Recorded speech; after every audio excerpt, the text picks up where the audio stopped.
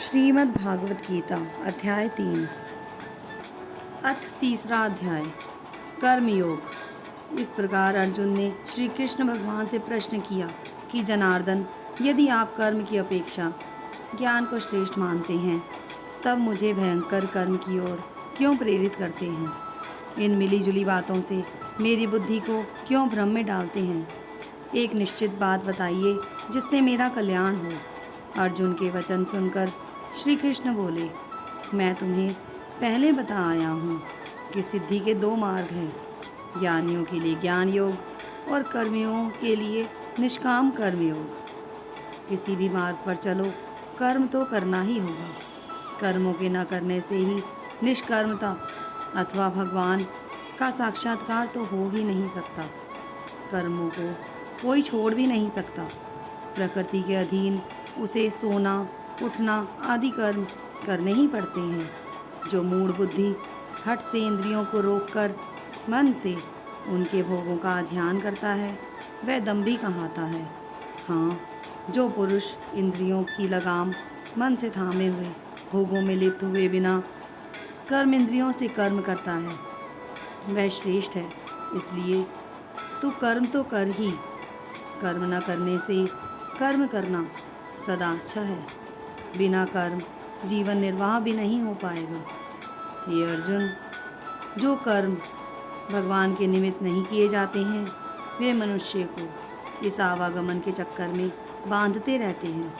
इसलिए निष्काम होकर कर्म कर। ब्रह्म ने प्रजा की रचना के साथ यज्ञ बनकर आज्ञा दी कि यज्ञ द्वारा तुम लोग बढ़ोगे। यह यज्ञ तुम्हारा कामधेनु रहेगा। तुम लोग यज्ञ द्वारा देवताओं को संतुष्ट करो, वे तुम्हें उन्नत करेंगे। इस प्रकार परस्पर उन्नति करते हुए परम कल्याण प्राप्त होगा। यज्ञ से प्रसन्न किए देवता तुम्हें इच्छित भोग पहुँचाएंगे। इन भोगों को जो इन्हें दिए बिना भोगता है वह निश्चय चोर ही है। यज्ञ से बचे भोगों को भोगने वाले श्रेष्ठ पुरुष सब पापों से मुक्त रहते हैं और जो केवल अपने लिए ही भोग जमा करते हैं वे निश्चय पाप ही पाप भोगते हैं। यह सृष्टि चक्र ऐसा है कि सर्व प्राणी अन्न से पैदा होते हैं। अन्न की उत्पत्ति वर्षा से, सृष्टि की रचना यज्ञ से होती है। यज्ञ का अर्थ है सर्वोपकार कर्म। यह ब्रह्म अर्थात वेद ज्ञान से और ज्ञान अविनाशी परमात्मा से मिलता है। इस प्रकार सर्वव्यापी परमेश्वर की प्रतिष्ठा सदा यज्ञ में है। जो पुरुष इस सृष्टि चक्र के अनुसार नहीं बरतता वह पापी व्यर्थ ही जीता है। परंतु जो पुरुष आत्म तत्व में लीन और उससे संतुष्ट रहता है उसके लिए कुछ भी कर्तव्य नहीं है। इसलिए हे अर्जुन, तू अनासक्त रहकर कर्म करता जा। इस प्रकार कर्म करने वाला मनुष्य ईश्वर को प्राप्त करता है। जनक आदि संतों ने ऐसे ही कर्मयोग से सिद्धि पाई थी। फिर लोकहितार्थ भी कर्म करने ही चाहिए, कारण कि भले आदमी को देख दूसरे पुरुष उसका अनुसरण करते हैं। हे अर्जुन, मुझे ही देख, तीनों लोकों में मुझे सब कुछ प्राप्त है, तो भी मैं संध्या, तर्पण, पितृ सेवा आदि सत्कर्म तो करता ही हूँ।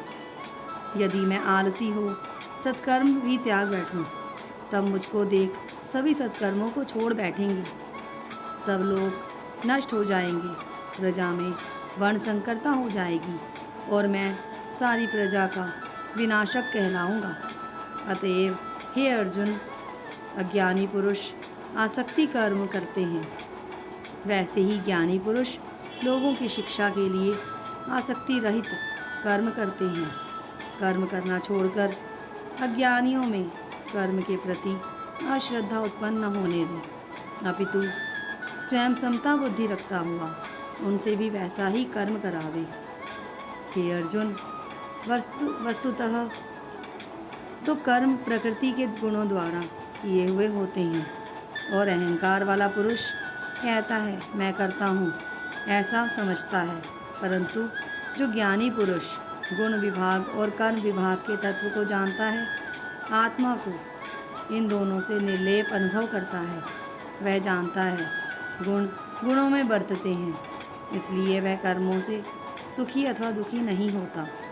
प्रकृति के गुणों से भ्रांत बुद्धि पुरुष प्रकृति के गुण और कर्मों में लिप्त होते हैं। अल्प बुद्धियों को ज्ञानी पुरुष चक्कर में न डालें। इसलिए हे अर्जुन, आत्माभिमुख होकर मुझ में सब कर्मों को अर्पित कर आशा और ममता को त्याग, निश्चित हो युद्ध कर। जो मनुष्य श्रद्धा से मेरी यह सलाह मानते हैं वे सर्व कर्म बंधन से छूट जाते हैं, और जो इनमें मीन में एक निकालते हैं इसके अनुसार वर्तते नहीं, वे भ्रांत बुद्धि कल्याण मार्ग से भ्रष्ट हो जाते हैं। ज्ञानी अपने स्वभाव के अनुकूल कर्म करता है, सभी स्वभाव के अधीन हैं, हठ से कोई लाभ नहीं होता। मनुष्य को चाहिए सभी इंद्रियों के भोगों में जो राग द्वेष की भावना भरी रहती है उसके अधीन न हो। कल्याण के मार्ग में बाधक ये दोनों ही लुटेरे हैं। गुण रहित भी अपने स्वभाव के अनुसार किया हुआ कर्म अच्छी प्रकार साधे हुए दूसरे के स्वभाव अनुसार धर्म से अधिक अच्छा है। स्वधर्म के साधन में जीवन खपा देना कल्याणकारक है, दूसरे का धर्म भयकारक होता है। यह सुनकर अर्जुन ने पूछा, हे यदुपति, यह तो बताइए कि न चाहते हुए भी मानो खांडे के जोर से पुरुष से पाप कौन कराता है। भगवान श्री कृष्ण ने कहा, रजोगुण से उत्पन्न काम है जो मनुष्य को पाप की ओर ले जाता है। इसकी भूख बहुत बड़ी है, यह बड़ा पापी है। इसको तू अपना बैरी जान। जैसे धुएं से अग्नि और धूल से दर्पण और ज़ेर से गर्भस्थ शिशु ढका रहता है, वैसे ही ज्ञानियों को सदा बैरी अग्नि सरीखे काम से ज्ञानी का ज्ञान ढका रहता है, और यह काम मनुष्य की इंद्रियों, मन और बुद्धि में रहता है, और इनके द्वारा ही मनुष्य को मूढ़ बनाता है। इसलिए हे अर्जुन, तू पहले इंद्रियों को अपने वश में कर, ज्ञान विज्ञान को नष्ट करने वाले इस पापी काम को विध्वंस कर। जो तू समझे कि यह मेरी शक्ति से बाहर है सो बात नहीं, कारण कि इंद्रियों से सूक्ष्म मन, मन से सूक्ष्म बुद्धि और बुद्धि से सूक्ष्म आत्मा है। इस प्रकार आत्मा सबसे सूक्ष्म और अधिक बलवान है। उसके द्वारा दुर्जन रूपी काम शत्रु को मार। इति श्रीमद्भागवत गीता सुपनिषत्सु ब्रह्म विद्यायां योगशास्त्रे श्री कृष्ण अर्जुन संवादे कर्मयोग नाम तृतीय अध्याय समाप्तम। अथ तीसरे अध्याय का महात्म्य। एक शूद्र ने बड़े अनर्थों से धन इकट्ठा किया, उसका धन चोर ले गए। धन के वियोग में पागल होकर वह लोगों से पूछता फिरता था, मुझे कोई ऐसा तरीका बताओ जिससे मैं पृथ्वी में गड़ा हुआ धन निकाल लूँ। किसी ने कहा, मांस मदिरा खाया पिया कर। वह मांस मदिरा खा पी कर दुष्कर्म करने लगा। एक दिन चोरी करने गया, चोरों ने उसे मार दिया। वह प्रेत योनि पाकर एक बड़े वृक्ष पर दुखित और क्लिष्ट जीवन में रहने लगा। कुछ काल उपरांत उसकी पत्नी के एक लड़का हुआ। बड़ा होकर लड़के ने अपनी माँ से अपने पिता के विषय में पूछा। माँ ने कहा, तुम्हारे पिता को चोरों ने मार डाला। पुत्र ने पूछा, तुमने उसकी गति कराई? माँ ने कहा, नहीं। पुत्र ने कहा, तो मैं उसकी गति कराने गया जी जाऊँगा। इतना कहकर वह गया जी को चला। रास्ते में एक बड़ के वृक्ष के नीचे बैठकर वह गीता के तीसरे अध्याय का पाठ करने लगा। उस वृक्ष पर उसका पिता प्रेत बनकर विचरण करता था। तीसरे अध्याय का पाठ सुनकर वह प्रेत योनि से मुक्त हो देवदेही पा अपने पुत्र के सामने आकर बोला, मैं तेरा पिता हूँ। तुमने गीता जी के तीसरे अध्याय का पाठ करके मेरी गति कराई है। तेरे साथ पीढ़ी के पितर नरकों का दुख भोग रहे हैं। अब तीसरे अध्याय का पाठ करके उसका फल उनके निमित्त दे, जिससे वे नरक से गिरकर स्वर्ग को जाएं। यह कहकर वह विमान पर बैठकर वैकुंठ को गया। पुत्र ने तीसरे अध्याय का पाठ करके उसका फल पितरों को दिया। वे नरक से छूटकर स्वर्ग को प्राप्त हुए। धर्मराज के पास दूतों ने आकर कहा कि नरक खाली हो गया, वहाँ के जीव स्वर्ग को चले गए। धर्मराज चिंतित होकर उसी समय श्री नारायण जी के पास आए और बोले, भगवान, जो जीव जन्म जन्मांतर के पापी थे उन्हें आपके दूत वैकुंठ को ले गए हैं।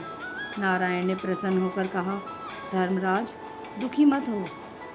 अब से जो जीव गीता का पाठ अथवा श्रवण करे या कोई जीव गीता का पाठ करके उसका फल किसी दूसरे जीव को दे तो उसे नरक में मत भेजना। धर्मराज ने अपनी पुरी में आकर नारायण जी की दी हुई आज्ञा अपने दूतों को दी। नारायण जी लक्ष्मी से बोले, यह मैंने तुम्हें तीसरे अध्याय का महात्म्य कहा है। इति श्री पद्म पुराणे सतीश्वर संवादे उत्तराखंडे गीता महात्म्य नाम तृतीयोऽध्याय संपूर्णम्।